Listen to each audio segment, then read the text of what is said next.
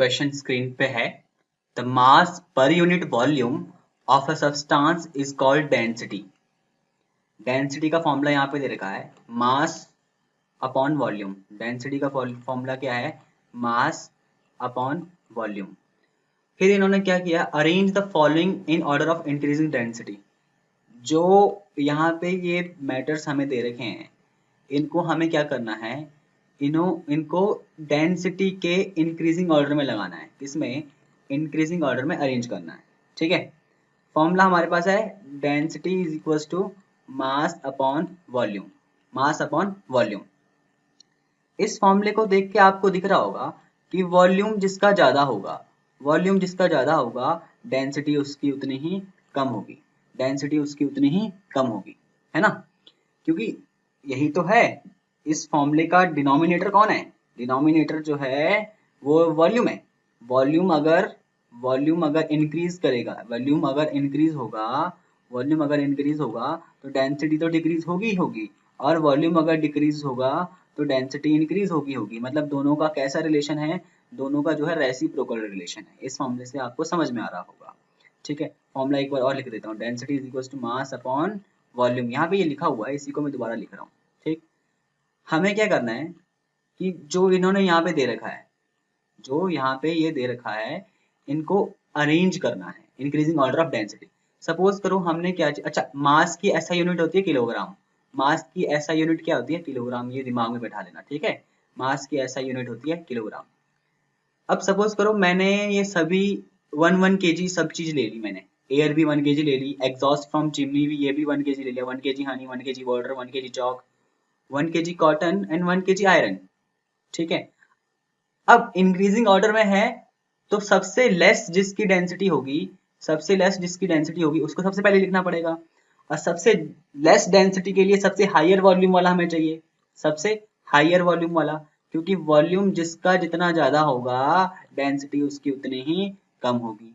तो अच्छा, अगर 1 kg हम लेंगे तो सबसे ज्यादा वॉल्यूम किसका होगा? सबसे ज्यादा वॉल्यूम होगा एयर का, क्योंकि सबसे ज्यादा जगह चाहिए होगी हमें 1 kg एयर को रखने के लिए। ठीक है, तो एयर की डेंसिटी क्या होगी? सबसे कम। तो सबसे पहले ऑर्डर में क्या आएगी? एयर। एयर के बाद किसका वॉल्यूम होगा? Exhaust from chimney. जो मतलब चिमनी से निकलने वाला धुआं, अगर वो हम 1 kg लें तो बाकी सब के कंपैरिजन में इसका वॉल्यूम ज्यादा होगा, इसलिए एग्जॉस्ट फ्रॉम चिमनी ये सेकंड नंबर पे आएगा, क्योंकि इंक्रीजिंग ऑर्डर में लगाना है ना हमें। तो मतलब सबसे कम डेंसिटी एयर की है, उसके बाद जो डेंसिटी है वो किसकी है? वो एग्जॉस्ट फ्रॉम चिमनी की। अच्छा, इन दोनों का तो खेल खत्म हो गया, एयर और एग्जॉस्ट फ्रॉम चिमनी।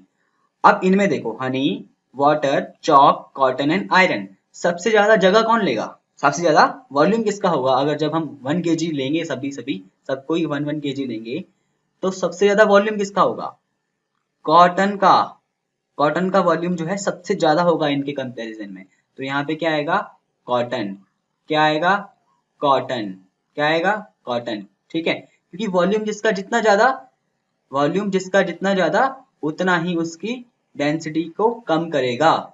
ठीक है ना, डेंसिटी उसकी इतनी कम होती रहेगी।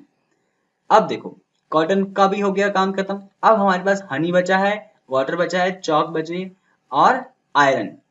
इनमें से सबसे ज्यादा वॉल्यूम किसका होगा? अच्छा, आयरन एंड चॉक, इसका तो नहीं होगा ना, क्योंकि ये सॉलिड सब्सटेंस में आ गई। अब अगर वाटर और हनी को ले लें, वाटर और हनी में सबसे ज्यादा वॉल्यूम किसका होगा? हनी का या वाटर का? ऑब्वियसली वाटर का वॉल्यूम ज्यादा होगा। क्यों?